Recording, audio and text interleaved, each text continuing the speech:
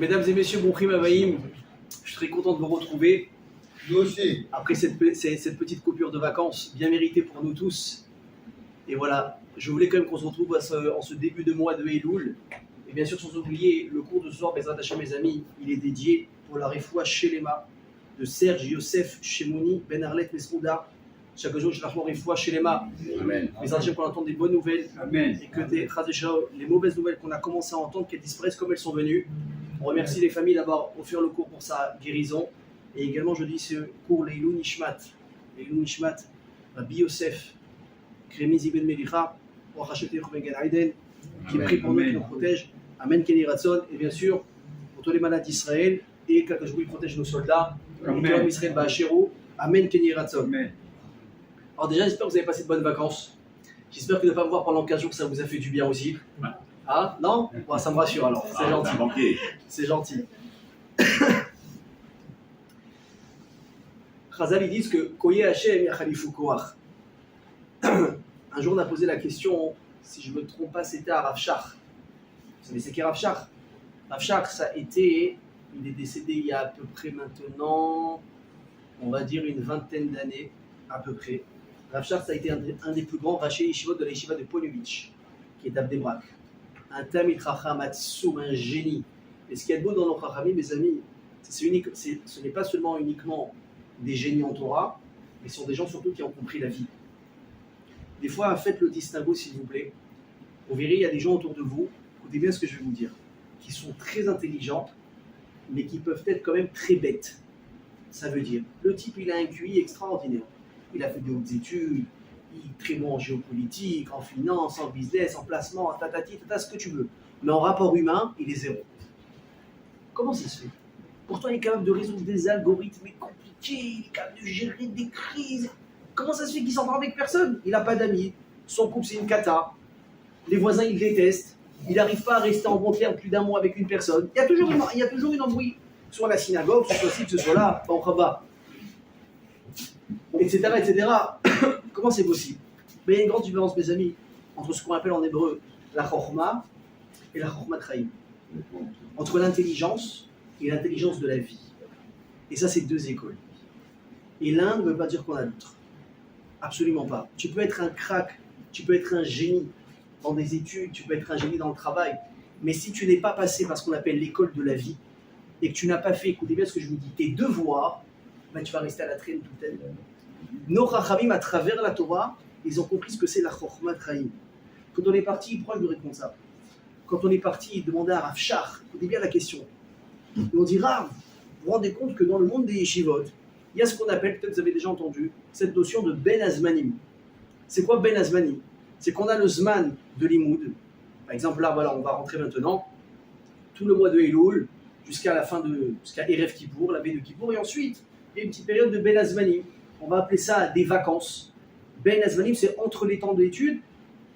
Il n'y a pas de cadre obligatoire. Évidemment, en général, je vous rassure, une personne qui a l'habitude d'étudier entre 8 et 12 heures par jour, parce que c'est une vocation qu'il a choisie, d'accord? C'est pas par obligation, c'est pas parce qu'à la clé il y a un super salaire, bien au contraire. Vous savez bien qu'à Bachor Yeshiva, non seulement il n'est pas payé, c'est lui qui doit payer, et un vrai père de famille de 8 enfants, il gagne 2000 shekels par mois. Donc quand on choisit une vocation pareille, c'est ni par envie de gagner sa vie pour de l'argent, et ni parce qu'on y est obligé, c'est uniquement parce qu'on en a envie. Et on a compris ce que c'est l'importance de l'étude de la Torah dans ce monde. Donc une personne qui vit en général entre 8 et 12 heures par jour de l'imout Torah intense, même quand il est en pseudo-vacances, croyez-moi qu'au moins 3-4 heures par jour, il est dans les bouquins. Ça, je vous le signe. Je sais un petit peu comment ça se passe. Bon, regardez-moi par exemple, j'ai pris un peu de vacances, mais les cours, il fallait bien les préparer. Donc à un moment donné ou pas, ça te rattrape, qu'on le veuille ou pas.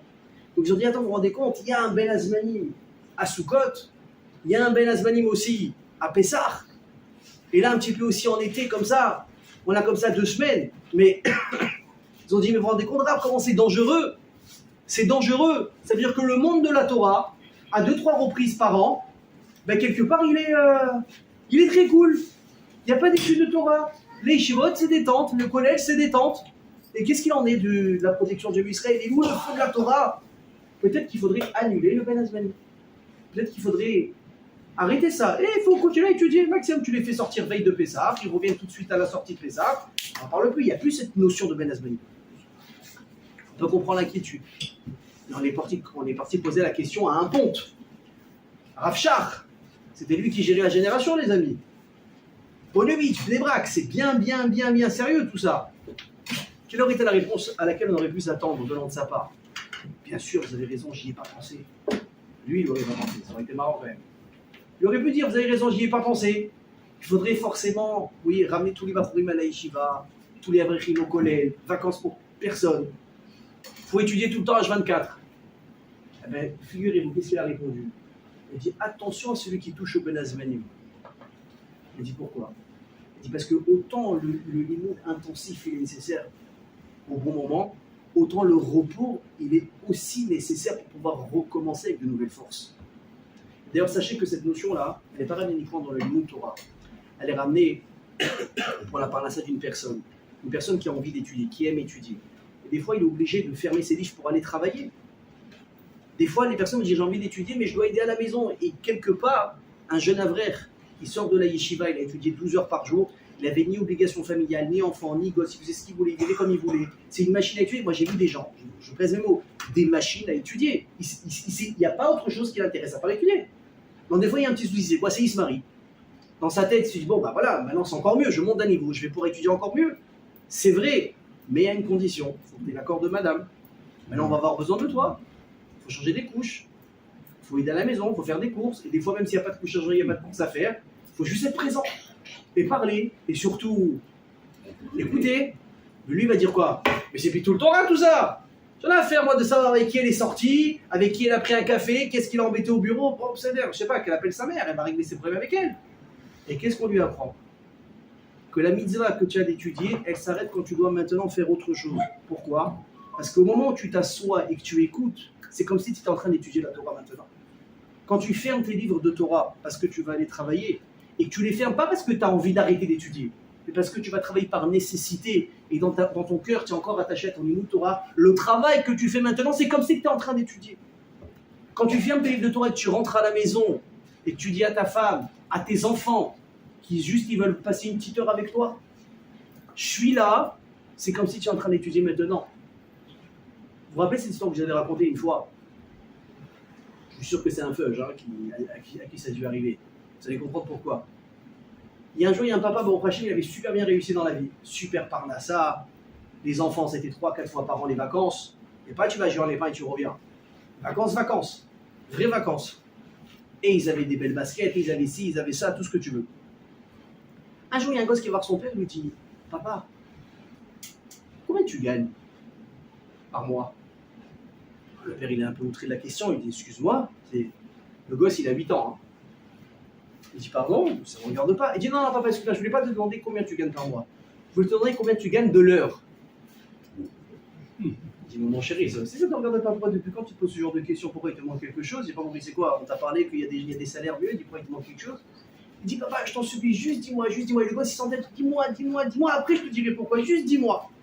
Bon, le père, à la fin, il s'assoit, il dit, bon, écoute, papa, il gagne $200 de l'heure. Il a payé le papa quand même, c'est pas mal, hein? Il dit $200 de l'heure. Et là, le petit, il dit, ok. Il attend une minute, il dit, papa, tu peux me prêter $200, s'il te plaît?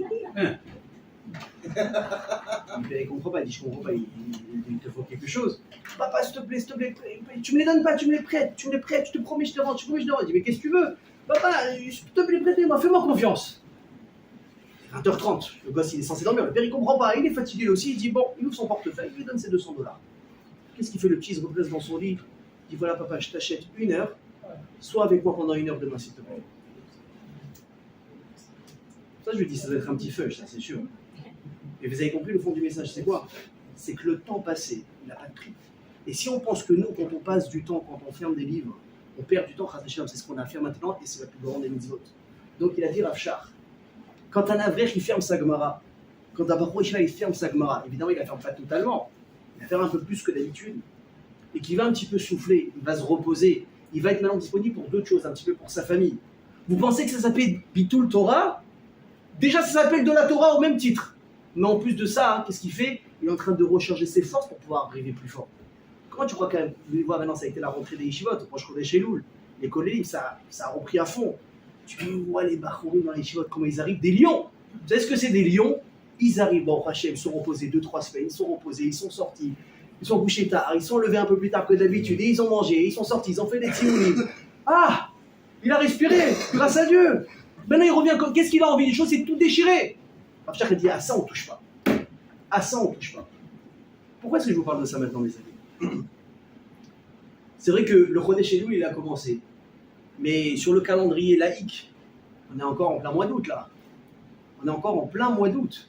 Et je ne vous dis pas des fois qu'on rentrait à la yeshiva, je me rappelle. Vous savez, en fonction des années, ça bouge. Des fois, on est en début d'août, des fois, on est en début septembre.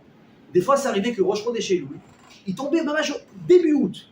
Donc nous, on prenait l'avion pour aller en Israël avec tous les mecs qui étaient en short, en débardeur, lunettes de soleil. Ils avaient déjà préparé les UV à Paris pour pouvoir faire le bronzage tout de suite à Eilat. Donc il y avait une ambiance de vacances dans l'avion.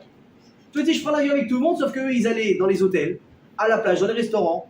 Toi, tu étais à l'Yeshiva. Je me rappelle, j'étais au mois d'août, mais je me rappelle encore. Je revenais à Marseille pour les fêtes, je me dis, mais tu reviens pas d'Israël, toi?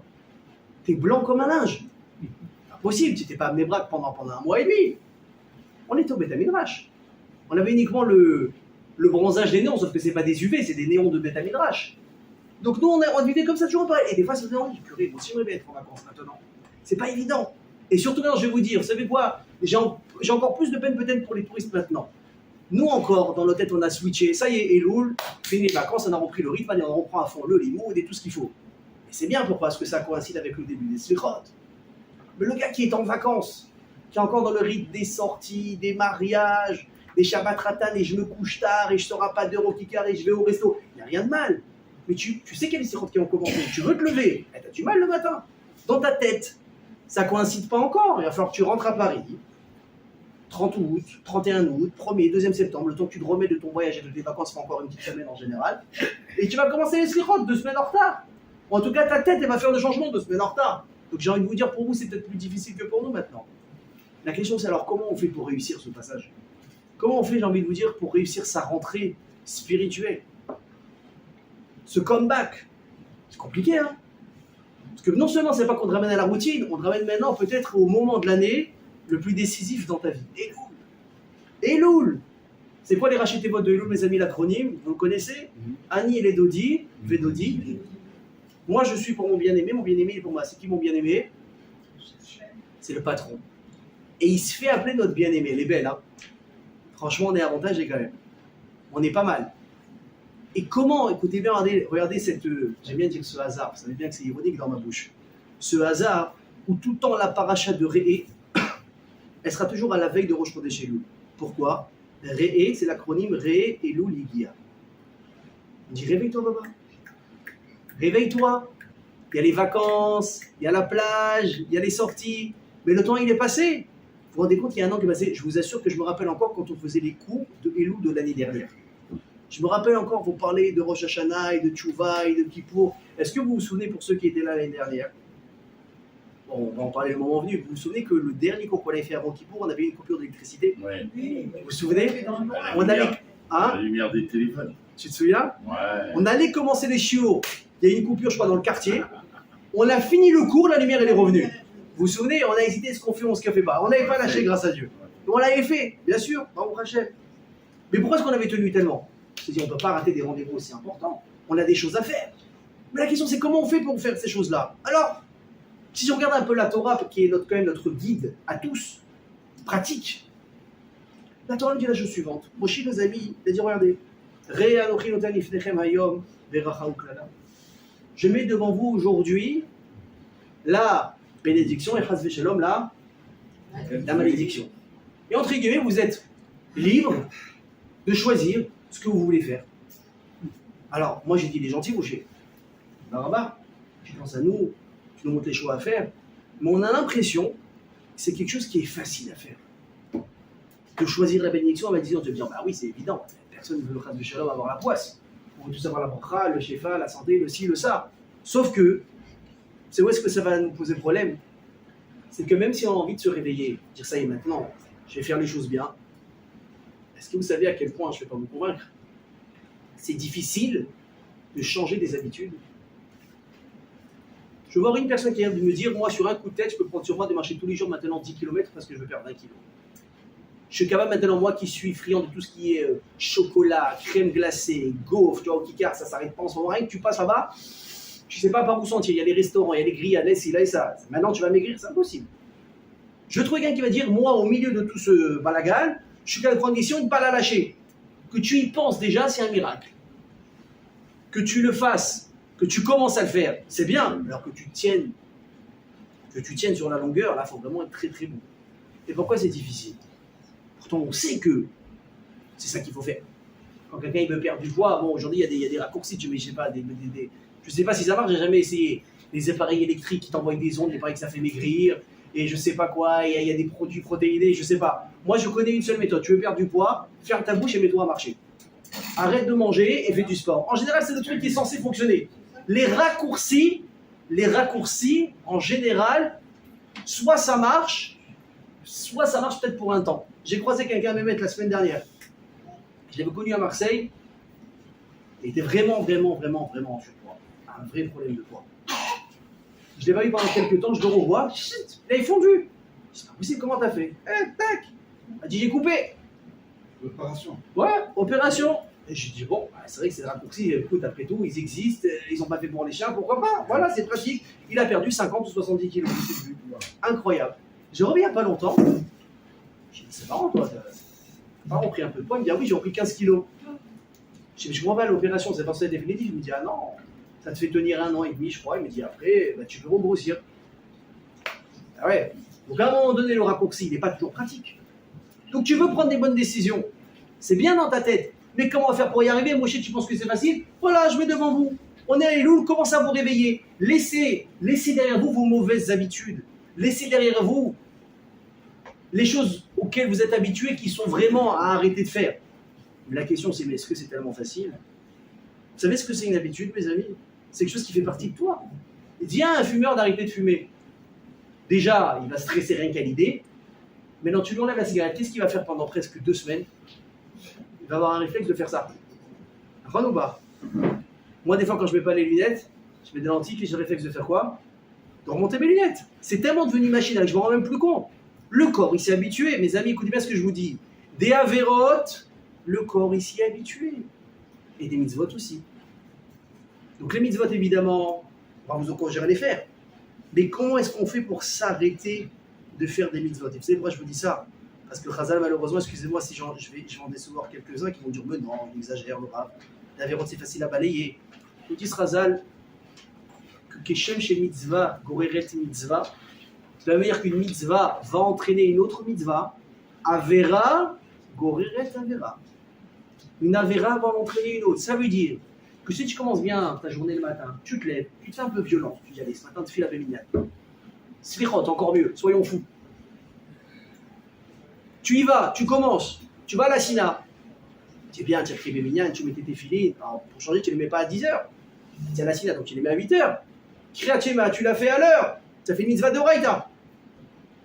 À ce moment-là, tu sors la tefila, il y a un type qui sort, il ramasse l'argent pour une kala. Et il est devant toi. Tu dis bouge pas, Narcisse. Tac, tu sors. Si tu es bien luné, au lieu de mettre une pièce, tu lui mets un petit billet. Déjà, tu as fait 3 mitzvot en même pas 1 heure que, en général, peut-être tu n'as pas l'habitude de faire. Tu rentres à la maison, tu es rechargé, tu es bien. Ta femme demande quelque chose avec plaisir, et le café. Et hop, il y a une qui enchaîne l'autre. Par contre, venez, on fait le schéma inverse. Tu t'es levé, marouge. 8h30, 9h, je sais pas, t'as mal dormi, t'as traîné sur le téléphone la veille, t'es mal luné. Commence à te parler, tu veux le bah, attends. Je viens de me réveiller, mais il est 9h30, baba. Je viens de me réveiller. Laisse-moi prendre mon café, laisse-moi prendre la cigarette, après on part. Allez, il fait le café. Il fait la cigarette. Il est 10h15. Sa femme commence à lui parler. Là, d'un coup, il devient un shalom bayit. Et les téfilines, après. On arrive les téfilines 11h30. Donc maintenant, lui, au fond de lui, il n'est pas très fier de lui. Il est déjà midi. Ah, en plus de ça, j'ai rien fait de ma matinée. Le pauvre, si le type, il passe pour l'Arnasat Kalabana, il va lui dire quoi? Vas-y, commence pas toi maintenant, c'est pas le moment. C'est sûr, t'as fait tout à l'envers. Pourquoi? Mitzvah, goreret, mitzvah. Avera, goreret, avera. Pire. Ça, tu dis encore, bon, j'ai pas fait de la avera. C'est vrai. Mais si tu commences parce que tu te lèves tard le matin, vous savez combien de fois j'ai parlé avec des gens, je suis très sérieux, qui ont un problème avec le réveil le matin. savez, c'est pas quelque chose qui passe avec l'âge. Hein. Une personne qui ne se travaille pas sur son réveil du matin, je parle même pas de tefila maintenant, je parle pas de niveau de religion, je parle de responsabilité matinale. Une personne qui n'a pas compris qu'il a tout à gagner à se lever tôt, donc forcément ça veut dire aussi un petit peu se coucher tôt. Moi j'ai vu des gens toute leur vie amener leurs enfants en retard à l'école, arriver en retard au travail, avoir des problèmes au travail à cause de ça, être appelé par la directrice à cause de ça, se disputer avec sa femme parce que du jour il se lève tard, elle ne peut pas compter sur lui. Mais ça ne s'arrête jamais. Donc quand tu commences tes journées comme ça, mal luné, t'es énervé, t'es stressé, t'es contrarié, tu penses vraiment que tu vas avoir envie de faire des bonnes actions, ou tu vas plutôt vite pencher sur les non, les disputes et les ralades. C'est comme ça que ça se passe. Chazal, ils connaissent mieux l'âme humaine que nous on se connaît. Rappelez-vous de cette phrase, mitzvah goreret mitzvah, avera goreret avera. Donc j'ai envie de vous dire mes amis, si sur le principe on est d'accord, là l'année on l'a passé comment si on fait le bilan? On en a fait des mitzvot, c'est sûr, heureusement d'ailleurs. Mais alors les avérotes, parce que je ne parle pas pour vous, je parle pour moi. J'en ai fait beaucoup. Ah ouais, même le rabbin il en fait, vous avez vu ça? Changer de crèmerie tout de suite, hein. C'est un escroc le rabbin. Je vous assure. Quand on fait le bilan, j'espère qu'on a autant de mitzvot que d'avérotes. Au moins ça. Au moins autant de mitzvot que d'avérotes. Donc tu vas dire, d'ailleurs la Gemara elle te dit, il y a 3 niveaux de personnes. Chas v'shalom Racha, Benoni moyen ou Tzadik. Comment est-ce qu'une personne doit se considérer tout le temps? Benoni. Elle est sympa la Gemara. Hein. Elle est optimiste. Hein. Une personne doit toujours se considérer Benoni. Pourquoi? Pour que tu aies dans ta tête toujours la réflexion de dire que si je suis Benoni, c'est comme la balance qui est vraiment à 50-50. N'importe quoi que je vais m'apprêter à ajouter maintenant, ça peut changer toute la donne. Une mitzvah, ça fait tout bouger, et une avera, ça fait également tout bouger. Donc si on est à ce point-là, on est en Benoni, c'est déjà pas mal. Mais que moi j'ai dit, allez maintenant, il faut tout changer, allez, fonce. Je dis, allô, j'ai 500 tonnes de avérotes à bouger avec moi. Comment je fais? Est-ce que tu penses que c'est facile? Surtout mes amis, rappelez-vous d'une chose. Quel est le vrai problème entre une bonne action et une mauvaise action? C'est que malheureusement, trop souvent, la mauvaise action, la mauvaise décision, ce qu'on va appeler religieusement la Avera, c'est elle qui va te payer cash, tout de suite. Et la mitzvah, ce n'est pas forcément le cas. D'ailleurs, c'est marrant, la Torah, elle appelle ça, dans ses parachutes maintenant, Beracha ou Klala. Dans Nitzavim, on va appeler ça Achaim ve'amavet, la vie et la mort. Si je dis à une personne, tu choisis quoi, la vie ou la mort? Il ne va pas réfléchir. Évidemment que je veux vivre, d'accord. Si j'ai quelqu'un que tu veux faire le bien ou le mal, là c'est délicat. Pourquoi? Parce que tout est une question de choix, je ne sais pas, qu'est-ce que pour toi le bien veut dire, qu'est-ce que le mal pour moi veut dire. Et là on rentre dans des discussions philosophiques qui ne vont pas terminer. La vie et la mort, ça met tout de suite d'accord. Évidemment que je veux vivre. Quelle est la différence? Une personne qui prend sur lui maintenant de marcher 10 km, c'est agréable ou pas? Non, c'est pas agréable. C'est pas agréable. Il est essoufflé, le type il est en train de le faire, il regrette déjà. Il se rend compte à quel point il n'a aucun cardio. Il est essoufflé, il a mal aux jambes, le lendemain il est combattu pendant 3 jours. Il serre la ceinture, il ne doit pas manger ça, il n'en peut plus, il est en train de souffrir. Alors que le type lui dit, tu fais quoi? Oublie-moi, je continue à kiffer, ni je marche, je vais me poser, ma série Netflix, je vais prendre un gros plateau de chocolat, une bonne crème glacée. C'est quoi qui paye content le kiff tout de suite? C'est celui qui fait ce qu'il veut. Le kiff est tout de suite. Mais la différence, elle est sur le long terme. Il n'y a plus sur le long terme où tu te rends compte que tes décisions, finalement, vers quoi elles t'ont amené. C'est comme on ramène cette histoire qui est incroyable. Je dis qu'un jour, il y a des passants qui se sont retrouvés devant un carrefour avec 2 chemins qui s'offraient à eux. Et il y avait un jeune enfant qui était assis à l'entrée de ce carrefour et leur disait, vous savez, ici, vous avez 2 chemins qui vous paraissent identiques, mais ils sont très différents. Un, on l'appelle ça le chemin long-court et le chemin court-long. En d'autres termes, ça veut dire quoi? C'est quoi le chemin long-court? Ce chemin, il te paraît long au début, mais en réalité, c'est le plus court. Par contre, le chemin court-long, il te paraît court au début, mais c'est une tannée. En fait, tu vas te rendre compte que c'est une tannée. Celui-là, il a des ronces au départ, mais c'est uniquement sur 3-4 km. Les 12 derniers kilomètres, tu vas être tranquille, tu vas arriver, pépère, tu auras pris des couleurs, tu auras fait des selfies, tu vas être comme un fou. Par contre, celui-là, c'est l'inverse. Tu arrives, je crois qu'il y a de la verdure, il y a un petit ruisseau qui passe. Mais après, ce qui t'attend là-bas, une horreur. Il y a le machin et les mots, c'est quoi la leçon? C'est exactement ce que le monde doit faire. Qu'est-ce que tu t'apprêtes à faire? Quelle décision tu t'apprêtes à faire aujourd'hui? À prendre la décision du chemin qui est un peu difficile, mais finalement qui va s'avérer être le meilleur sur le long terme, ou à l'inverse? Prenez le même exemple. Hein. La personne qui s'est interdit à un moment donné de manger tout ce qu'il a envie de manger. C'est dur, Badaïk, c'est dur. C'est compliqué. Il faut vraiment avoir une volonté, surtout quand, je ne le dis pas maintenant, avec les 3 dernières semaines, il n'y a pas une semaine, il n'y a pas eu entre Baruch Hashem 2 et 3 événements, des mariages, des brit milot, des ci, des ça. Oui, on a été bloqué avec les 3 semaines Shabbat. On a donc Shabbat Barid, juillet, août, bam, tout le monde a envoyé les événements. Baruch Hashem, il rebouche par contre Israël, on demande que ça. Ça ne s'arrête pas. Donc imagine le type, il est en période de régime, il va mourir. Il arrive au bar des mariages. Vous avez vu comment ils savent vous dresser ça ou pas? Et ça sent bon. Et c'est bien présenté. Et tu arrives, le gars, il te dit en plus tout est Chalak Bet Yosef. Tu dis maman, je vais le tuer le Mashgiach. Tu dis c'est pas possible. Bah, tu dis allez, un écart, juste le buffet. Allez, un petit peu. Et là, tu dis un écart. Après, tu arrives à table, tu te sers une entrecôte avec un truc de gras comme ça. La sauce par-dessus. Et après, les desserts, maman. Et pas une fois, t'en as 3 dans la semaine.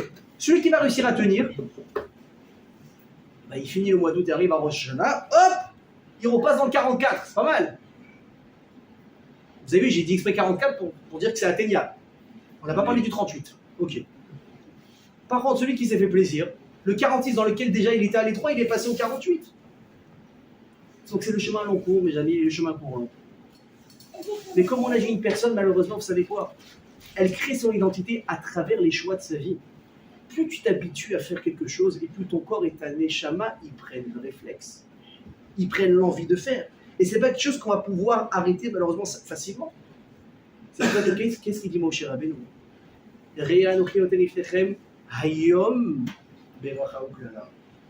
Moshe veut nous dire quelque chose d'important. Sachez qu'une personne, malgré qu'elle est prise par des habitudes, à n'importe quel moment de sa vie, à n'importe quel jour, elle peut pourtant décider de changer. Remarquez, la Torah, elle n'a pas été écrite au passé. Elle est écrite au présent ou au futur. Pourquoi? Parce que tous les messages déjà de la Torah sont des messages intemporels. Tu te dis, mais quel rapport? Le message, il a été dit, on était dans un désert, on était des bédouins, on ne savait pas parler.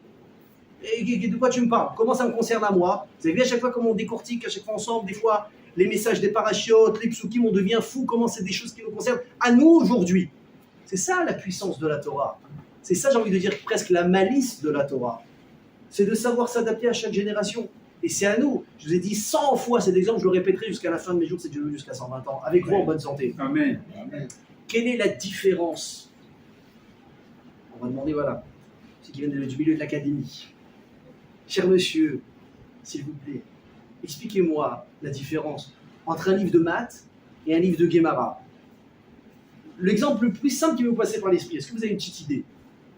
On est que tous les deux, il n'y a personne qui nous regarde. Ah, Philippe, une idée?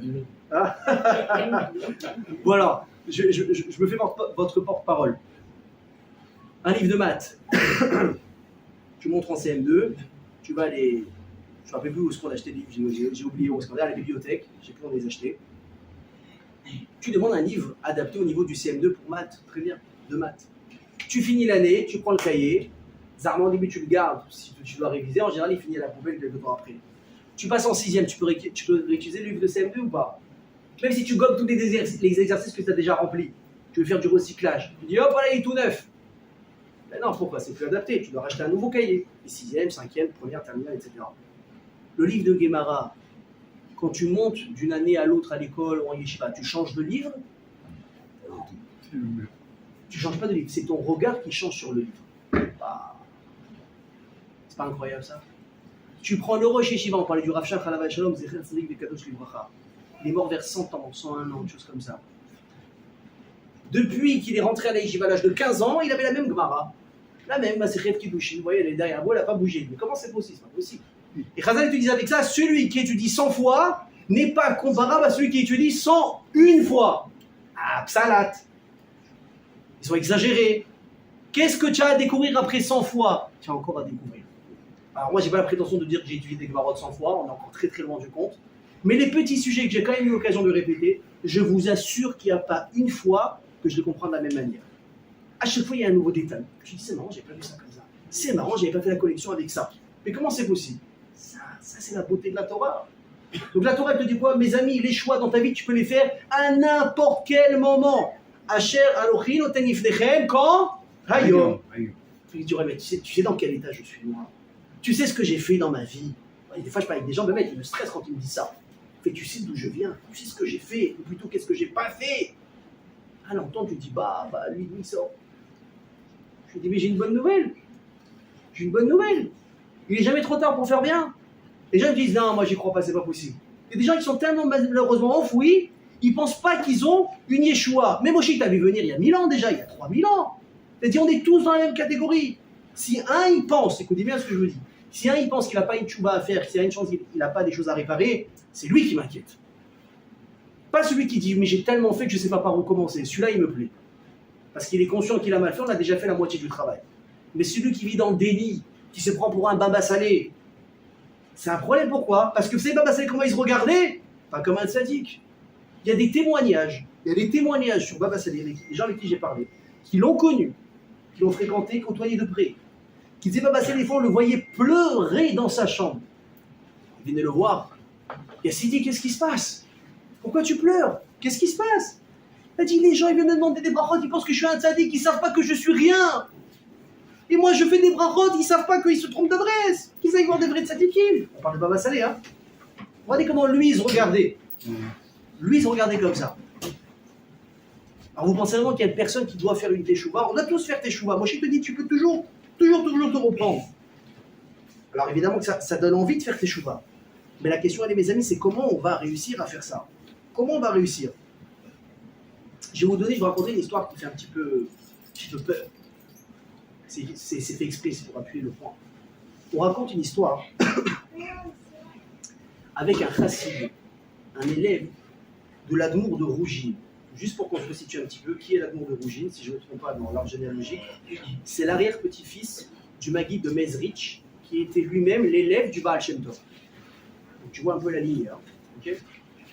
Si on peut installer les gens, c'est magnifique, va au rabat. Qu'est-ce qu'il raconte, ce chassid? Il dit qu'un jour, il est parti dans un hôtel. Il devait aller chez son rave. Quand je vois, il s'arrête dans une auberge. Et que le soir même où ils étaient là-bas, l'auberge se fait attaquer par des brigands, par des voleurs. Ils arrivent dans l'hôtel, ils attachent le propriétaire, et ils commencent à passer dans les chambres pour braquer les gens. Et là, ils ouvrent la chambre dans laquelle ce rave, ce chassid se trouve. Ils voient quelqu'un assis par terre en train d'étudier un livre de Zohar. Ils ne savent pas ce que c'est eux, mais lui en train d'étudier du Zohar. Sauf que celui qui ouvre la porte, c'est carrément le chef des brigands. Évidemment, ils se sont partagés. Toi, tu prends cette chambre, moi, cette chambre. Alors, sur le moment, l'autre, il est armé. Donc, il va pour attaquer le rabbin. Sinon, les rabbins, ils ont toujours de l'argent sur eux, n'est-ce pas? Il dit, donne-moi ton argent. Et au moment où il se tourne, l'autre, il est pétrifié. Qu'est-ce qui se passe? Il ne bouge plus.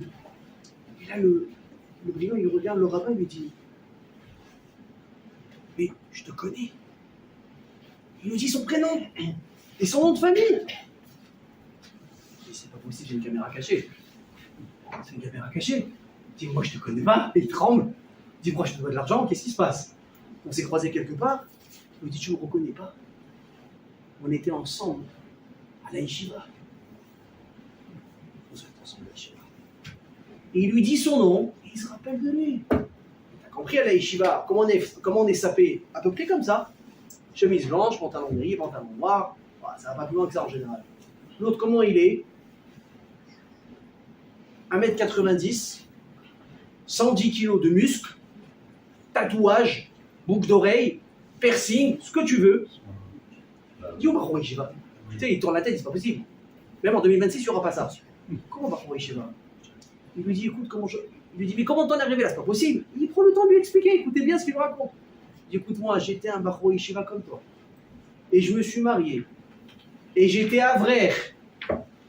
Les gens qui pensent que parce qu'ils sont avraires, parce qu'ils sont Bahroui Yeshiva, ils sont à l'abri. Ah, bah. Il y a encore beaucoup de travail à faire. Il a dit, mon beau-père, il avait une auberge. À l'époque, c'est comme ça que les gens ils gagnaient leur vie. Il a dit, lui, il m'a dit, mon fils, rien que tu étudies, je suis là, je suis derrière. Les affaires, elles allaient bien grâce à Dieu. Parce qu'au jour où mon père il est mort, il a fallu reprendre les affaires. Donc ma femme, elle tenait. Moi, je l'aidais un petit peu, je continuais à étudier dans l'auberge. Sauf qu'il y avait du passage. Et un jour, il y a un groupe de brigands qui est arrivé dans l'auberge. Ils sont assis comme ça dans le restaurant. Ils ont commandé à manger. Et moi, j'étais à côté, j'aidais ma femme et je les entendais parler. Et ils n'étaient pas d'accord comment dispatcher leur butin. Sauf que moi, au début, je ne savais pas que c'était des brigands. C'était des gens qui parlaient business, on a fait une affaire, comment on parlait, oui, non, non. Et j'entendais ce que chacun disait, non, mais moi j'ai fait ça, mais moi j'ai fait ça. Et ils n'étaient pas d'accord. Je voyais que le ton, il commençait à monter. Je voulais pas me mêler, c'est pas mes oignons. Sauf que ma femme, elle avait peur qu'il commence à faire le balagan. Je dis, écoute, je sais pas, aide-là, tu as une tête, toi, Dieu bénisse, tu étudies toute la journée. Tiens, un peu de séchel, va les aider. Je dis, mais je vais pas m'aider, va les aider, ils vont nous retourner le truc, je te dis. Il est parti, il dit, excusez-moi, je ne veux pas, mais ce qui ne me regarde pas, est-ce que je peux vous aider? Je vous ai entendu un petit peu. Peut-être des fois un regard extérieur, c'est toujours le bienvenu. Oui, il dit, après tout, qu'est-ce qu'on a à perdre? Il dit, ok. Il dit, voilà, ça. Le type, il réfléchit. Il retourne le problème dans tous les sens. C'est la Gemara, c'est ça, tu prends le problème, tu le mets dans tous les sens. Il dit, écoutez, je pense que toi, tu as tort, toi, tu as raison, il faudrait faire comme ça. Et donc, les pas, on les partage de cette manière-là. Ils n'ont même pas vu le truc venir. C'est un génie, celui-là, tu as raison. Il n'y avait pas pensé. Donc, grâce au temps, on a fait le shalom. Et ils se partagent. Et ils sont bons. Merci beaucoup. Même lui, tu sais quoi? Tiens, prends un petit truc pour toi. Il dit, non, ma putain, le shalom, j'ai pas fait ça pour ça. Et il dit, tiens, prends. Et à ce moment-là, les affaires commencent à être difficiles dans l'auberge. Bon, au début, il a dit non. Finalement, il a pris le billet. Un mois après, le même groupe, ils reviennent. Sauf que là, à force de les voir, de les observer, il comprend que ce pas des gens très nets. Sauf qu'ils refont appel à son aide. Qu'est-ce que t'en penses? C'est comme ci, et comme ça. Bon, alors il veut être gentil, ils n'ont rien fait de mal à lui, tu sais, ça va vite dans la tête, hein, les raisonnements. Il leur donne un conseil. Incroyable, quel génie, c'est pas possible. Et à chaque fois, ils reviennent, ils lui laissent à chaque fois un beau billet, et lui maintenant, il a besoin d'oseille. Donc il prend, il dit, moi, j'ai pas fait de mal, je prends. Sauf qu'à force de devenir maintenant, à force de se mêler des discussions, il commence à être au courant de beaucoup de détails. Et donc, on est contre son gré, il est un petit peu mouillé dans les magouilles de l'intérieur, et ils disent, mais maintenant, tu en sais trop, on va pas te laisser comme ça, tu es obligé de marcher avec nous. Lui, il sait plus comment s'en sortir, et maintenant, tu as compris, il n'a pas faire des enfants de cœur. Donc il reste dans son auberge, mais dès qu'il appelle, il vient, il donne des conseils, il se mêle. Et voilà qu'un soir, malheureusement, ils arrivent au catastrophe de l'auberge, je dis, écoute, ma mère, on a un gros coup à faire, il nous manque quelqu'un, tu vas tout de suite avec nous. Elle dit, non, il n'a jamais été question que je vienne avec vous. Il dit, ou maintenant, ou tu meurs. Le type, il n'a pas eu le choix. Il les a accompagnés. Il devait simplement assommer un cocher. Et par erreur, le coup, il a été un peu trop fort. Il a tué le cocher en question. Et depuis là, il n'a jamais pu faire demi-tour. Et non seulement il est resté avec eux, et c'est devenu carrément le chef des brigands. Il a dit, tout ça c'est ce qu'il a raconté à son copain. Tu vois comment des fois une mauvaise action, ça peut te faire tomber malheureusement dans quelque chose, tu ne sais plus comment en sortir. En Bretagne, on parle d'une mauvaise action. Le type c'était un avraire. Vous savez ce que ça veut dire? Le type c'était un avraire. Il est rentré dans un engrenage, il ne savait plus comment en sortir. Alors, mes amis, cette histoire elle peut nous concerner aussi à nous tous. On rentre toute l'année dans des engrenages qui peuvent être des fois très très dangereux. Et tu dis quoi? Mais ça va, c'est juste pour une fois. C'est juste une fois. Après tout, ça, c'est pas mon monde. Mais tu ouvres la porte. Mais est-ce que tu as vu la porte à un moment donné, comment est-ce qu'elle risque d'être très, très, très difficile à fermer si tu ne fais pas attention? Alors comment est-ce que Moshe vient, il nous dit, excusez-moi du terme, avec tellement de facilité de tout paix, allez les amis, c'est bon, vous avez fait la brinque pendant un an, ça y est, là je vous fais un avertissement de 30 jours avant, on peut réparer l'année. Pardon? 30 jours pour réparer 11 mois? Vous pensez que c'est équilibré ça? C'est pas très équilibré. Vous savez c'est quoi le problème, les amis, d'une Avera? On va détailler ensemble. Le problème d'une Avera, c'est pas uniquement qu'est-ce que tu as fait. Non, tu vas voir, tu vas pas l'avoir venir, ça. Le problème d'une Avera, c'est quoi? C'est pas uniquement qu'est-ce que tu as fait de mal. Qu'est-ce que tu as abîmé dans ce monde-ci, dans le monde d'en haut, les mondes que tu as détruits, les malachis, les mauvais anges que tu as détruits. Je veux faire peur à personne, mais si au moins ça peut nous faire réfléchir avant de faire une Avera, tu fais une mitzvah, vous le savez ou pas, vous créez des anges qui vous protègent. Chas v'shalom, tu fais une Avera, tu crées des anges qui te... Vous avez compris la suite. Sur quoi? Sur quand tu es dans le ciel, tu as des anges qui vont être protecteurs et des anges, chas v'shalom, accusateurs. C'est-à-dire si on avait des lunettes, c'est pas du 3D qu'il faudrait, je sais pas, du 1 million D, appelez ça comme ça, tu verrais à côté de chaque personne des rangées d'anges blancs et des rangées d'anges. Comment ils sont décrits dans les dessins animés? Noirs, rouges, avec les petites cornes comme ça, les tridents. Ouais. Et là, il dit quoi? Allez, venez, on lui fait traverser la rue sans qu'il regarde au passage piéton, et hop, on finit avec lui. Et l'autre, il dit, mais ça va pas, laisse-le tranquille. Mais qui est-ce qui a créé ça? C'est nous qui nous sommes créés nos propres juges, protecteurs ou accusateurs. D'ailleurs, c'est la raison pour laquelle je vous encourage, mes amis, à aller vendredi soir à la synagogue. Pourquoi? Quand tu rentres de la synagogue, tu es accompagné par des anges. C'est ça que qu'est-ce qu'il faut faire tout de suite quand on rentre? Shalom Aleichem. C'est quoi? Malaché Acharet. Les anges de là-haut, du ciel, qui servent Hachem. On a tous les anges comme ça, non? Oui, mais tu as aussi, Chas v'Shalom, si tu fais des avérotes. L'autre côté, je referme la parenthèse. Quand vous allez à la synagogue, vous avez le sroud de rentrer avec des anges à la maison.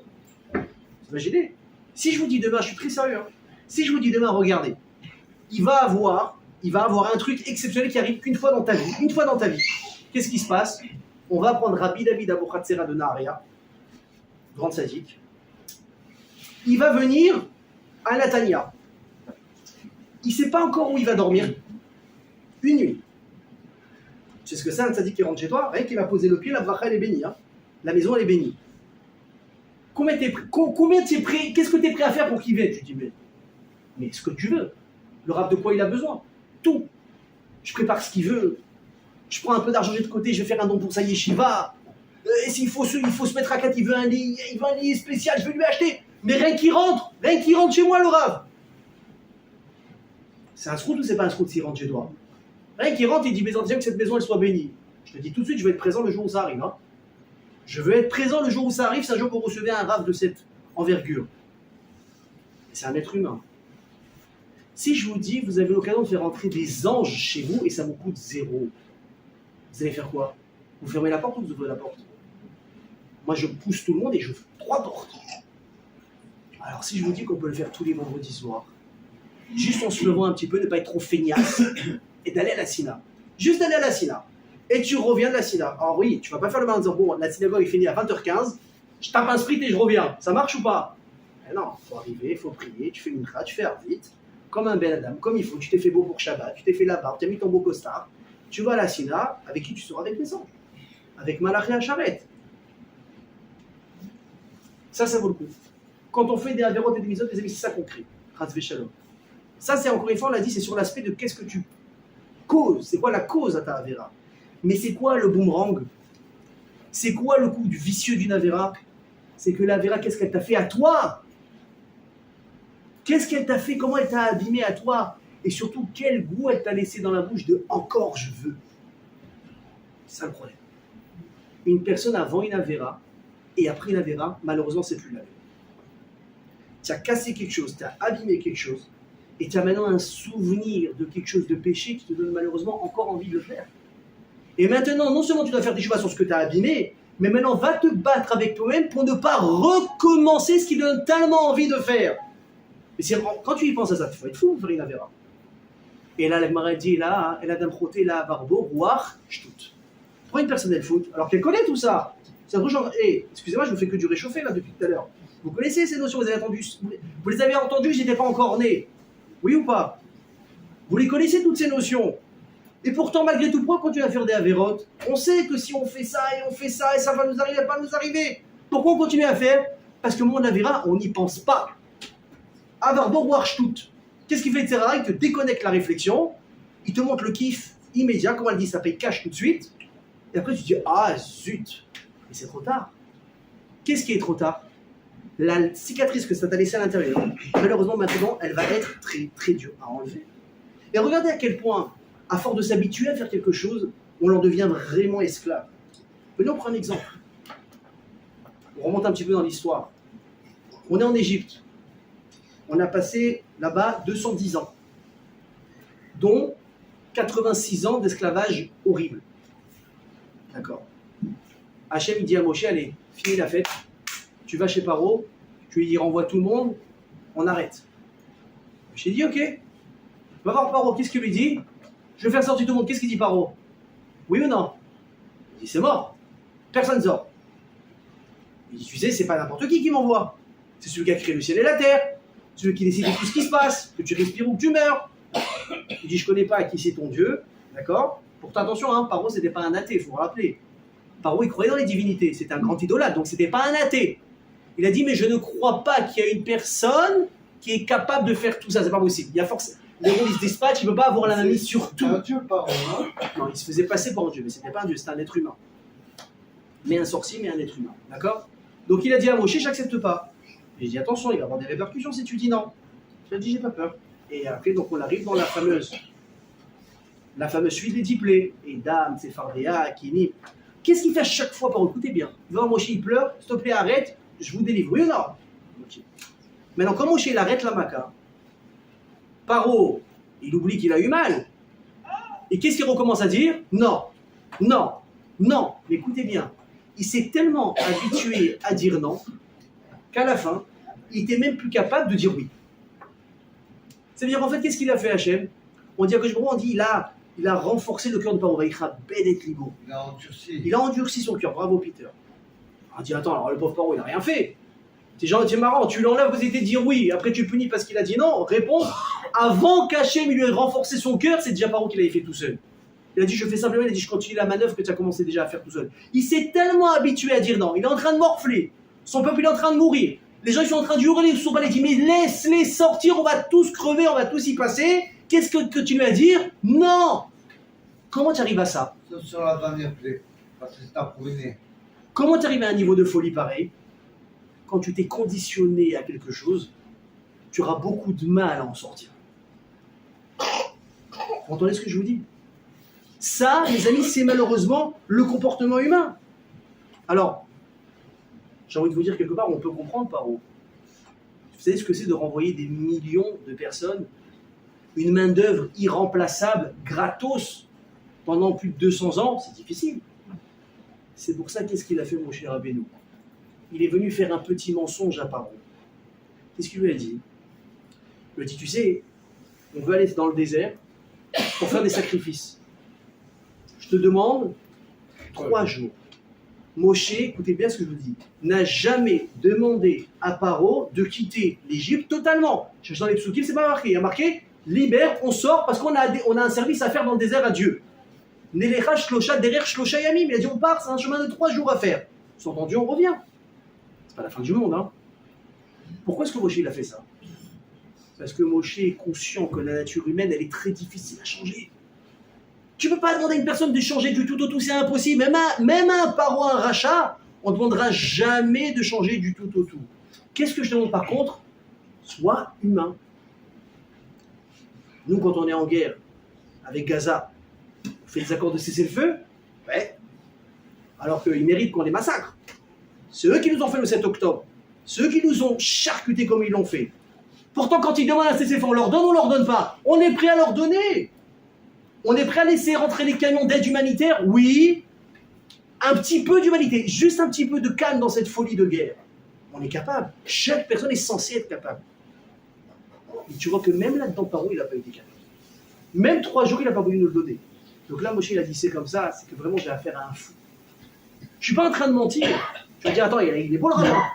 Il est beau le rabbin, il est en train de monter un plan comment on appelle ça? Comment on dit? D'échappatoire, je sais pas. D'échappatoire de millions de personnes en même temps. Et il dit à Pharaon, on sort 3 jours. C'est quoi cette histoire?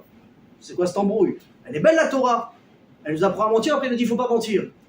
Donc Razaïsson a dit non. Moshe il était en train de donner une solution à Pharaon dans sa tête en disant regarde, ouvre un petit peu, desserre la vis, laisse-nous sortir, après je vais t'avouer ce qu'on va faire. Mais dans ta tête, je vais déjà au moins créer une solution de montre-moi que tu n'es pas fou. Et avec ça, Pharaon il n'a pas réussi. Mes amis, elle est là la réponse que nous on a besoin. Écoutez bien ce que je vous dis. La bonne nouvelle, c'est que nous les êtres humains, on n'est pas des débats. Et on n'est pas des arbres qu'une fois qu'ils ont commencé à pousser tordus, eh ben, ils vont rester tordus jusqu'à la fin de leur vie. Et que la seule manière de faire, c'est quoi? C'est de couper à la racine et de tout déraciner pour pouvoir en mettre un autre à la place. Non. L'être humain, il a une capacité, c'est quoi? C'est de se rendre compte de son erreur et de faire simplement quoi? Une pause. Là où tu es, peu importe où tu es, peu importe ce que tu as fait ou pas fait, écoutez bien ce que je vous dis, peu importe ce que tu as fait ou pas fait, abîmé ou pas abîmé, tu as la capacité de prendre 2-3 jours de congé de ton Yetzer Hara. C'est possible. Tu l'appelles, tu dis frérot, viens on prend un café. L'autre, il va pas comprendre, il dit depuis quand on prend un café, toi et moi? J'aimerais que tu me fuis, tu me disputes, tu parles de moi, tu fais du lachara toute la journée à la synagogue, etc. Moi, tu m'appelles prendre un café, c'est quoi l'embrouille? Il est malin. Tina, en plus, c'est moi qui paye, tu lui dis. Il va s'asseoir avec toi, qu'est-ce que tu veux chez moi? Regarde, tu es fatigué, il fait chaud. Toi aussi, il fait chaud. Moi, j'ai 33 ans, toi, tu existes depuis Maaseh Bereshit. Tu as 5786 ans. Viens, on fait un accord, on prend 3 jours d'RTT l'un de l'autre mutuel. Rappelez-vous ça. Un jour, il a dit le Chafetz Chaim, une phrase extraordinaire. Il a dit quand le réveil il sonne le matin pour les slichot. On ne parle pas que tu te lèves au net à 6h moins quart, donc tu fais les slichot à 4h30 du matin. On parle de celui qui prie à 8h30, donc les slichot c'est juste 7h30. Venez, on se met d'accord, excusez-moi de redescendre d'un étage. C'est pas la fin du monde. Mais bon, je vais quand même vous garder très haut dans mon estime.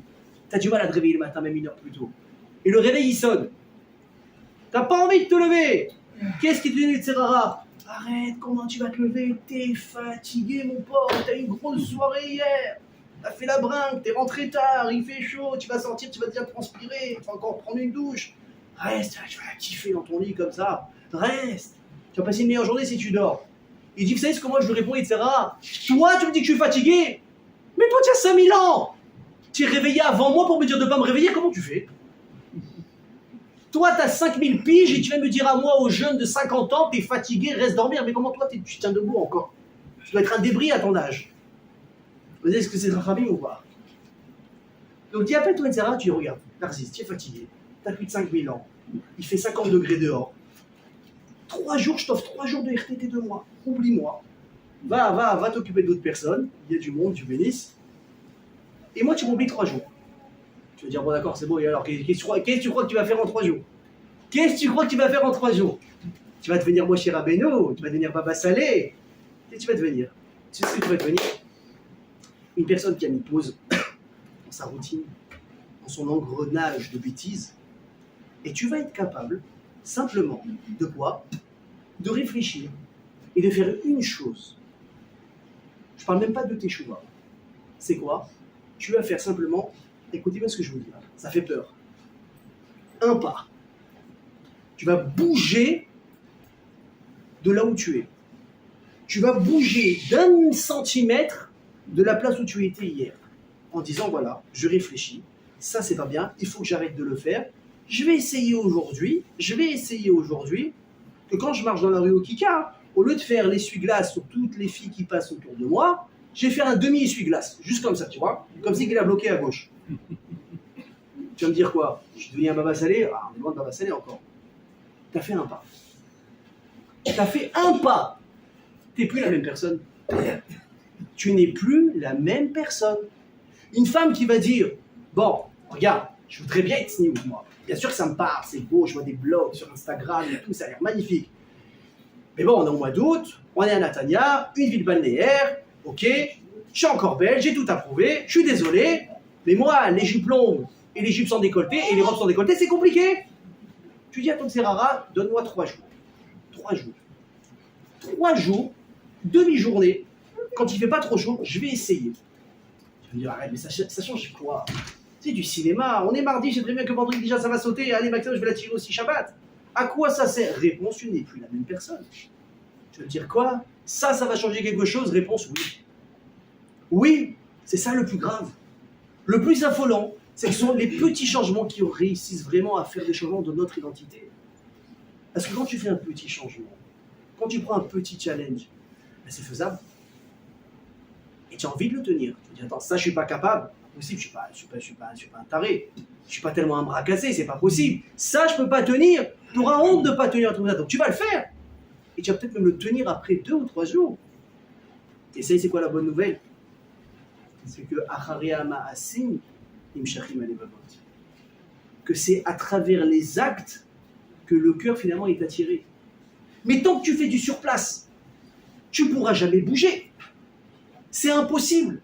Mais c'est uniquement si tu te fais un petit peu, mes amis, de violence, qu'à ce moment-là, il va se passer quelque chose. C'est qu'est-ce qui va se passer? Tu vas peut-être allumer ou réallumer le feu, comme dit notre ami Johnny. Ouais, allumer le feu. Alors peut-être que c'était une flamme qui n'a jamais existé en toi, parce que tu n'as jamais connu ce que c'était la tzniut, tu n'as jamais connu ce que c'était Shabbat, tu n'as jamais connu ce que c'était ce qu'on appelle Shmirat HaEnaim, de ne pas être un essuie-glace dans ta vie. quand tu marches dans la rue, peut-être tu vas découvrir une personne, un Ruben que tu ne connaissais pas avant. Ou peut-être que tu l'étais, mais tu l'as juste oublié. Et là, tu vas allumer une flamme. Ah, c'était quoi ça? C'était quoi ce que j'ai ressenti pendant 2 jours, 3 jours? C'était quoi ça? Et ça, tu sais ce que ça peut faire? Ça peut raviver une personne, ça peut vraiment refaire vivre une personne. Mais je faisais quoi? Je vais raconter une jolie histoire. Un exemple, c'est une histoire qui a existé. En plus, comme on sort de la Coupe du Monde, ça tombe vraiment à point. Un jour, on était en période de Coupe du Monde comme ça. Il y avait des jeux pleins des rabbins. Et moi, le premier qui devons donner des cours dans les périodes de Coupe du Monde, parce que je vous dis la vérité, tu peux être le plus grand orateur, tu proposeras le plus beau buffet gratuit. Entre toi et la Coupe du Monde, Baba, tu feras jamais le poids. C'est impossible. Il faut qu'on se mette d'accord, d'accord? C'est comme ça. Donc un jour, le rabbin, il voit que les gens ne sont pas là au cours et tout. Il dit, c'est pas possible, mais qu'est-ce qui se passe? Moi encore, je sais ce qui se passe dans le monde. Il y a des rabbins, ils ne savent pas ce que c'est la Coupe du Monde. Il y a des rabbins aujourd'hui, quand j'entends dire, ah, c'est un mondial, je fais, ah, ils savent ce que c'est le mondial, ils appellent ça le mondial en Israël. Mondial, Kadesh, mondial, ils savent aussi, ça y est, ils sont mis à la page. Et un jour, le rabbin, il ne sait pas ce qu'il dit. Pourquoi les gens disparaissent du cours? Qu'est-ce qu'il y a? Peut-être je suis plus intéressant, peut-être je me répète, je sais pas, peut-être je suis devenu moche, je ne sais pas, qu'est-ce qui se passe? Et là, il appelle un jeune, il dit, non, Rabbi, vous, c'est un tzaddik, mais c'est faire Torah, on a envie de vous embrasser, comment c'est faire Torah? On vous adore. La Coupe du Monde. Il dit, je connais la Coupe du Monde. Et lui explique, voilà, il y a 2 équipes, ils disputent un ballon. Il explique, plus il explique, plus le rabbin et tout, il regarde, c'est un fou, lui. Et donc il écoute les règles du jeu, comment ça marche, 2 équipes, on se dispute un ballon, et le but du jeu, c'est de mettre dans les cages. Et donc il y a un but, celui qui a le plus de buts à la fin, il a gagné le match. Donc le rabbin, forcément, le rabbin, il a une tête de Gomara, donc il fait du pitbull dans tout. Il dit, attends, je comprends pas. Si tu me dis, ouais, avec le, comme ça. Si tu me dis que la difficulté, c'est quoi? C'est de réussir à mettre le ballon dans les cages d'en face. Et que j'ai des joueurs, j'ai des attaquants, j'ai des défenseurs, milieu de terrain, et finalement j'ai mon truc devant le gardien, et en plus j'ai les hors-jeux, j'ai l'arbitre, tu m'as donné mal à la tête, j'ai pas commencé, j'ai mal à la tête. Il dit, c'est dur. Quoi c'est dur? Il dit, non, j'ai une idée, mais tu la répètes à personne.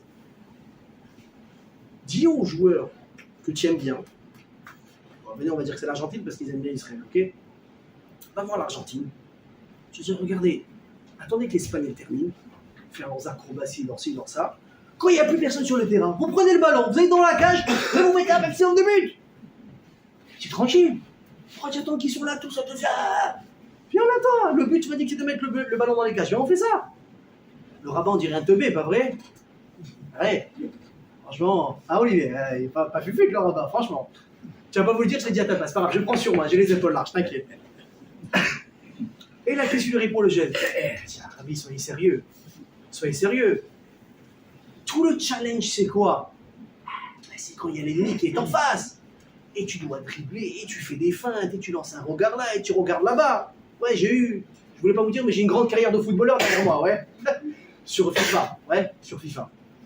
Et tu regardes là, et tu regardes là. Et toute la feinte, c'est un pas, et encore un pas, et tu as réussi une feinte. Et à la fin, le Graal, c'est quoi?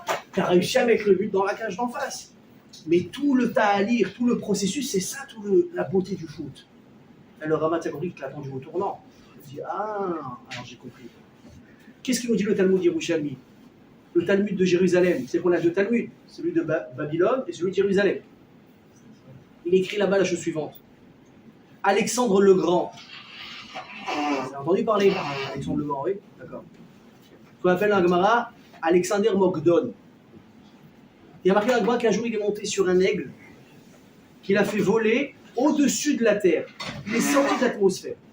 Et il a vu à ce moment-là quoi?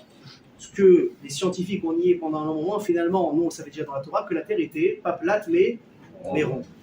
Le Talmud Jérusalem dit déjà qu'Alexandre le Grand, il avait déjà vu que la terre était ronde. Il dit Razal, avec cette image, regardez ce que c'est. Le ballon de foot, c'est la terre, c'est le monde. Et il est partagé entre 2 cages, toute l'année, toute la vie. Entre les cages du bon Dieu, du Gan Eden, et Chadesham, les cages de l'enfer des Averot. Et tout le challenge d'un être humain, c'est quoi? C'est d'essayer de mettre le ballon dans le bon côté du terrain. Évidemment, c'est difficile. Mais c'est quoi la beauté? C'est que c'est quand tu as quelqu'un en face qui essaie de te choper le ballon, que là, ça réveille en toi une envie de challenge, une envie de réflexion, quelque chose qui te donne envie, tu as un combat là, tu as quelque chose à prouver. Tu es capable, tu veux montrer aussi ton potentiel, tu t'es entraîné. Tu as fait des slirotes, tu as entendu des cours de Torah. Allez, voilà, maintenant tu es sur le terrain. Il est devant toi. Tu vas pas essayer une petite feinte, rien, même pas, rien. Ah, au pire, tu as loupé le petit pont. Tu as essayé. Mais tu vas pas rester comme un bar. Tu vas essayer d'avancer. Tu te dis, ouais, mais attends. Le plus beau, c'est que le but en réalité. Ah, le but, il est loin. La vérité d'arriver à Tzniut, trop compliqué. Je peux pas. Arrêtez de fumer Shabbat, c'est trop compliqué. Demander à chaque fois si le restaurant a une théouda de cacheroute, c'est compliqué. Ah, je suis en Israël, tout est censé être cachère. Vous la connaissez celle-là ou pas? Je suis en Israël, tout est cachère. J'oublierai jamais, il y a 17 ans, j'arrive en Israël. En France, on ne mangeait pas les Kinder Bueno. Okay, j'arrive à Bnei-Brak. Bnei-Brak. Je rentre dans une macolette. Je ne vois pas le Kinder Bueno devant la caisse. Maman. J'ai vu double. J'ai vu triple. J'ai dit, c'est une folie, l'histoire. J'ai pris comme ça, j'ai pris. Et j'ai mis sur la caisse. Avec plein de chocolat et de bonbons qu'on voulait ramener pour toute la famille en France. Donc le type, je le vois, il passe ses articles, les clics, les ci, les ça. Et tu vois, je vois que le bueno, il fait ça à chaque fois. Tac, tac. Je lui dis, c'est à moi aussi, hein. Il fait comme ça. Et à la fin, il me dit, voilà, total, ça fait tant. Je lui dis, mais t'as compris, en plus, l'hébreu, il y a 17 ans, beaucoup, comment je parle hébreu. Je vais à le 10, zé, tu vois, un peu comme Jean Nathania aujourd'hui. 10, zé, je sais pas, t'as compté, t'as pas compté. Il me dit, ça, c'est pas pour toi. Je lui dis, fou, lui. Je dis, mais je paye, tu me fais pas un cadeau, je paye. Il me dit, non, c'est pas pour toi. Je fais, allez, c'est pas pour moi. Pourquoi? Il me dit, non, c'est pas pour toi. Il me dit, Ata, Ochel, Kacher, top. Je lui dis, ouais, t'as compris, il a compris qu'il avait affaire à un martien déjà aussi dans l'hébreu. Il me dit, tu manges bien capial. Il me dit, ça, tu touches pas. Je dis, quoi, mais c'est pas l'eau Kacher, top. Il me dit, non. Et il me montre. Je dis, c'est une blague ou quoi? J'ai dit, on a des braques. J'ai dit, après, je sais qu'en Israël aussi, il faut faire attention comme tu fais attention en France. Je me dis, ouais, mais moi, c'est trop compliqué. Moi, je mange le fish au McDo parce que c'est que du poisson. Il y a encore des gens qui pensent ça, j'ai juste une question. Il y a encore des gens qui pensent qu'au fish du McDo, il n'y a aucun problème. Ah, moi, il n'y a aucun problème. Dans la friture, qu'est-ce qu'il a fait avant le poisson? Il t'a mis une crevette, il t'a mis un truc. C'était ce qu'il a mis dans l'huile. Et les mains avec lesquelles il a touché les trucs, il a touché quoi? Ah, je mange que le fish, il me dit. Je veux dire, bon, bref, je reviens en bordel. J'y arriverai jamais, moi, à ce niveau. C'est trop compliqué. Ah, le but, il est compliqué. Mais la beauté du but, par quoi elle passe? Par la beauté du jeu. Chaque pas qu'il a fait un joueur, il est observé, il est critiqué ou il est complimenté. Mes amis, on est tous des joueurs de foot. Alors, on n'a peut-être pas tous le physique adapté, je veux bien. Mais en réalité, on est tous des joueurs de foot. On en participe toute l'année, nous, on a une Coupe du Monde à jouer. Chaque jour. Chaque pas, il est important. Chaque pas que tu fais, il est important. Parce que celui-là, il peut t'amener à un autre pas. Et finalement, à un autre pas. Et tu ne peux pas savoir, finalement, où ça va t'amener. Mais la seule manière d'y arriver, c'est quoi, mes amis? C'est de commencer à se bouger. Et c'est ça que Moshe, il te dit.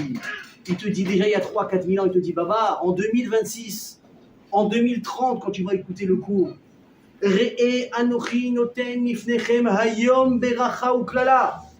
aujourd'hui, tu peux changer. Qu'est-ce que tu veux changer? Tu crois que c'est difficile? Tu crois que c'est facile de changer? Tu sais ce que j'ai fait dans ma vie? Tu sais d'où je viens? Tout ce que j'ai à réparer? Et là, il te dit, Moshe, mais tu sais ce que moi, je te demande? C'est pas de devenir Baba Salé. C'est une chose que je te demande. Bouge. Bouge. Fais un pas. Mais juste fais un pas. Allume en toi le feu. Ravive peut-être simplement la flamme. Tu sais comment elle va te faire du bien? Tu sais comment elle va te faire du bien? Comme on dit, un peu de lumière peut repousser beaucoup d'obscurité. Un petit peu, une allumette. Ça t'éclairait une pièce, c'est pas possible. Je ne savais pas qu'une allumette pourrait faire cet effet. Mais si tu l'allumes pas, tu ne pourras jamais le savoir. Et je terminerai, mes amis, avec ce dernier exemple. Un jour, il y avait une personne qui avait l'habitude d'aller chez un fournisseur en marchandises pour faire du business. Donc, au début, il payait un petit peu. Après, l'autre, il a continué à lui donner des marchandises. Et il n'a pas payé ses marchandises. Ah, mais écrit. L'autre, il commence à avoir une ardoise comme ça. Il est revenu pour encore faire affaire. Il lui dira, ah, Baba, là, Wello, tant que tu ne payes pas les ardoises que tu m'as laissées, je ne te donne rien. Le gars, maintenant, il lui a laissé quand même 500 000. Le type, il sait qu'il a un business qui est grossi, mais bon, il n'a pas encore tout vendu, il n'a pas été payé par ses clients encore, et truc. Il sait qu'il va payer. Et l'autre, il dit, voilà, moi, je ne te connais pas vraiment, il faut que tu mettes quelque chose sur la table. Donc, j'ai deux choix. Aussi, j'ai deux choix. Ça, je fais leur marge. Je dis, non, tant que je ne suis pas payé, je ne te paye pas, donc j'ai rien. Soyez plus intelligent. Et tu ne sais pas, t'en bouge pas. Quand tu vas voir 2-3 copains, tac, toi, prends-moi 50, toi, prends-moi 20 000, toi, prends-moi 10 000. Il arrive, il dit, voilà, combien je te dois? 500, voilà, prends 100. Prends 100 000. Ça, c'est un acompte, t'inquiète pas, je finis mes affaires, je te paye. Le type, il dit, bon, ça va.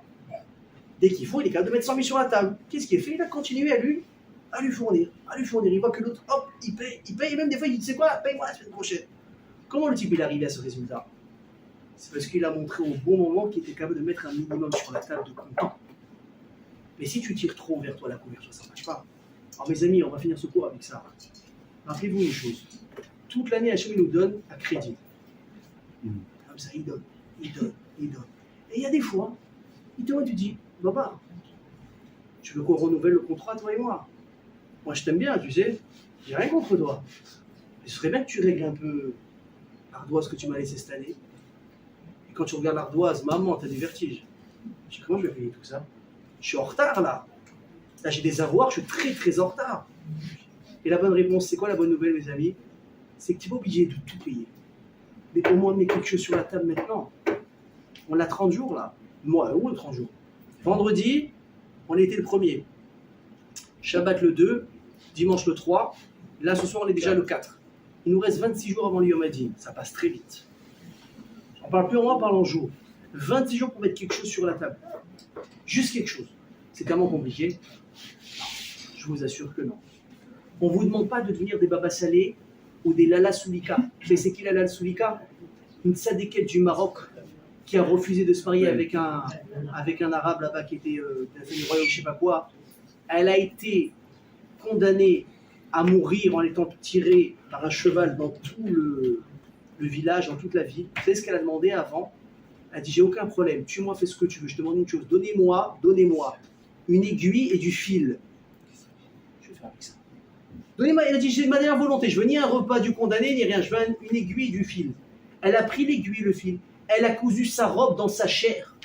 Elle dit, comme ça, quand je vais être traîné, les gens ne vont pas voir mes jambes. T'as compris de qui on parle? Lala Soulika, elle s'appelait. La tzadékette. On ne vous demande pas, mesdames, Lala Soulika. Elle est à son niveau. On vous demande une chose, c'est quoi? Mets quelque chose sur la table. Hachem vous demande une chose, c'est de nous faire du bien, c'est de nous récompenser. Mais il attend une chose, c'est qu'on lui montre à un moment donné qu'on est reconnaissant, qu'on n'est pas ingrat, qu'on est capable de reconnaître son bienfait, qu'on est capable de dire merci et de mettre à un moment donné quelque chose, un petit effort. Et c'est grâce à des petits efforts, comme on dit, Acharei Ma'asim, que les Mshachim Alevavot. Des fois, comment on appelle ça? Les engagements, ils sont peut-être durs à accepter dans la tête, mais des fois, il faut arrêter de réfléchir. Mais je peux pas, comment je vais faire, je vais jamais tenir. Arrête de réfléchir, passe à l'action. Parce que c'est en passant à l'action que finalement tu vas faire naître en toi, l'envie de vouloir continuer et de faire meilleur. Bezrat Hashem, ils sont capables de le faire. Que c'est drôle, Torah avait une grande foi chez les Mar, pour la raison pour laquelle on a dédié ce shiur au Torah. Que les gens soient capables, mes amis, d'arriver de payer content de jour et d'avoir tout ce qui va, Baratima Tova. Amen, Kéli Razon.